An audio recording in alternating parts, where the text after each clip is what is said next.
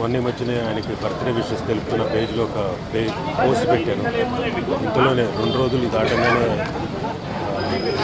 ఇలాంటి వార్త వినడం నిజంగా చాలా బాధాకరంగా ఉంది.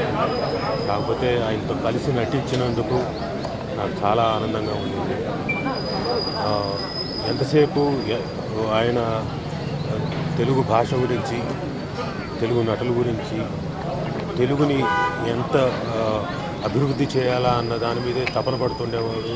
అందరికీ చెప్తుండేవాడు, అందరిని పిలిచి రే నాయన రా, ఇలా కాదు, మా అసోసియేషను ఎంకరేజ్ చేయండి, ఇక్కడ ఇక్కడ వాళ్ళకి పని కల్పించండి అని చెప్తుండేవాడు. ఆయన తాపత్రయమైన ఆయన అంత వయసులో కూడా ఇంకా నాకు నటించే ఓపిక ఉందిరా, నేను రెడీ టు యాక్ట్, పని కల్పించండి రా బాబు, పిలిపించు, ఎక్కడైనా వచ్చి చేస్తానని చెప్తుండేవాడు.